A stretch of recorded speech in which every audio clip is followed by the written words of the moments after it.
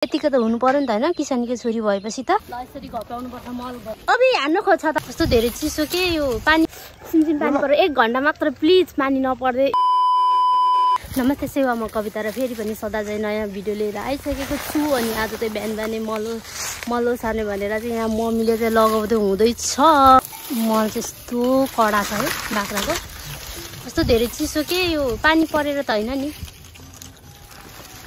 के धेरै छ मल चाहिँ सब यो बारीमा लगाउनु पर्ने माथिबाट अब चाहिँ यहाँ मल ओसार्नु पर्ने हुन्छ गाउँमा त अब पानी परेपछि त यसरी मल ओसार्ने अनि त्यसपछि अब जोत्नु पर्यो मकै छर्नु पर्यो मकै छर्नको लागि अनि सबै कुराहरू अब चाहिँ खेतीपाती बालीनाली लाउनु पर्ने हुन्छ त्यही भएर हामी चाहिँ यो बाख्राको मल ओसार्नु पर्ने हुन्छ ठिक्क लगाइदिनु है यस्तो छ है अब अलिकति आउनु यस्तो छ अब हामी चाहिँ तर बोकेको चाहिँ गर्नुपर्छ नि ल गाइस गाउँघरमा बसेपछि यसरी बोक्नुपर्छ हो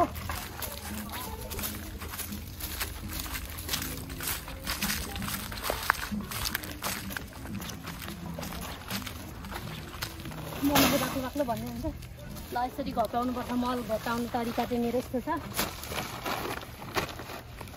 दामी छ है मल घटाउने तरिका यस्तो छ घाम लागिरहेको छ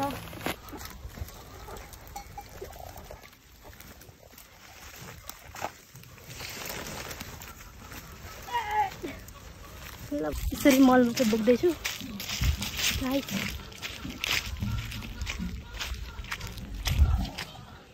मैले चाहिँ मल ओसार्ने कार्यक्रम गरिरहेको छु अनि यतिको त गर्नु परिगयो किसानीको छोरी भएपछि होइन यो त सानैदेखि लागेको बानी हो बिर्स्नु भएन सो अनि अब यो सबै जोत्नु पर्ने छ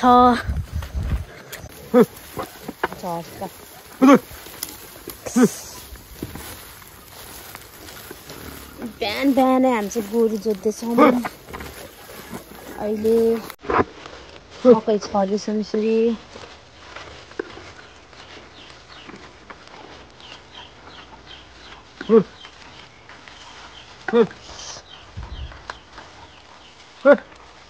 यसरी गोरु जोत्ने हो अनि यसरी मकै लाउने हो मकै लाउने सिजन हो हाम्रो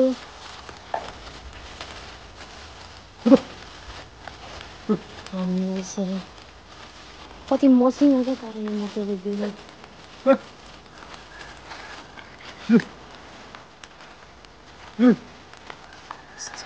सबैजना गएर मकै लाउँदैछौँ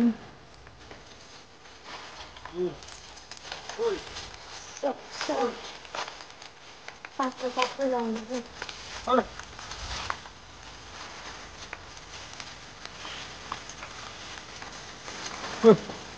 पानी पर्ला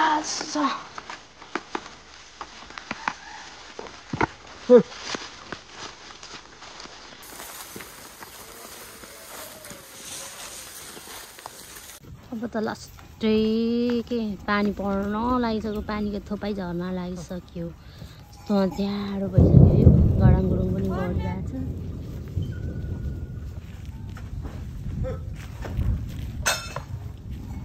के झर्छ खन्ने लिन जानुभएको मम्मी पानी परो सिमसिम पानी परो 1 घण्टा मात्र प्लिज पानी नपर्दै 1 घण्टा मात्रै यहाँ नानाले सिम्बलीको बिउ लाउनु हुँदैछ यसरी हाम्रोतिर चाहिँ सिम्बलीको बिउ लाउने अनि टक्कसँगले यसलाई पुर्दिनु पर्ने हुन्छ मेरो मम्मीको सिम्बलीको बिउ त पलाइरहेको रहेछ हौ हेर्दा पानी पनि परिगयो काम पनि गर्न पाइएन अब तर घाम लागेपछि चाहिँ फेरि पनि हामीले रिस्टार्ट गरेर त्यो जोतिसकेको छौँ अब मकैको बिउ पनि यति छ पहिले चाहिँ कति धेरै मकै यसरी खेताला लाउनु जानुपर्छ नि त मकै सियो लगाउनुको लागि अनि यहाँ हेर्नु सक्नुहुन्छ मैले चाहिँ यस्तो लगाएर चाहिँ हिलो भयो नि त पानी परेपछि यतिको त हुनु पर्यो नि त होइन किसानीको छोरी भएपछि त यतिको चाहिँ हुनु पर्यो है सो अनि यस्तो छ कस्तो धेरै घाम चाहिँ अहिले चाहिँ लागिरहेको छ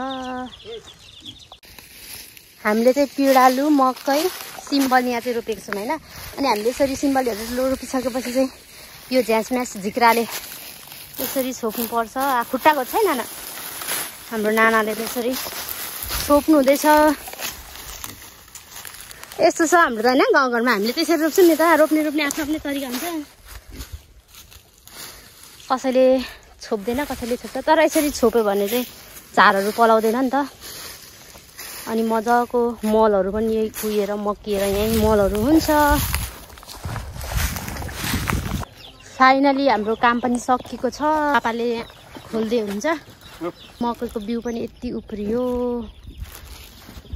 यस्तो छ ल, हिँड तिमीहरूको घर हिँड ल, हिँड खुस्रे हिँड ल।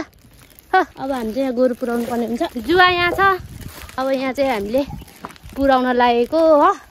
सिन्दुरे अबि हान्नु खोज्छ त, अबि हान्नु खोज्छ त हौ गाँठे। किलो किलो किलो किलो मौला यसरी लाउनुपर्छ। बाली नारी नहुँदाखेरि पनि काम बिगार्नुभन्दा अगाडि यसरी मौला लगाइदिनुपर्छ। बाटो बाटो हिँड ल, घर घर हिँड, आफ्नो आफ्नो घर हिँड। बाटो बाटो बाटो बाटो हिँड, बाटो। गोरुको किलो किलो किलो।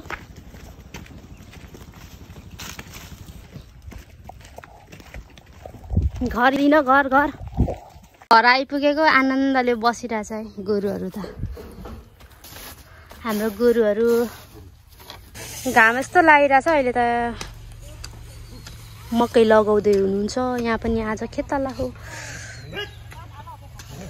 बिरे बुबु तपाईँले त यता जोत्दै हुन्छ त नि।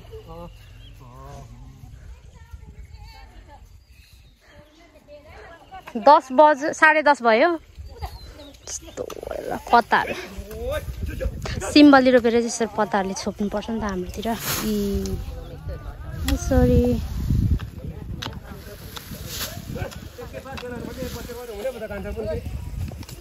हेलो बेटा। ड्राइगन फ्रुट है यता। ड्राइगन फ्रुट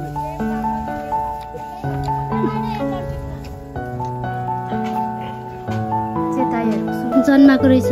कति क्युट वाले सुँगुरहरू। एउटा कति धेरै हो। फेरि यो विकासे सुँगुर।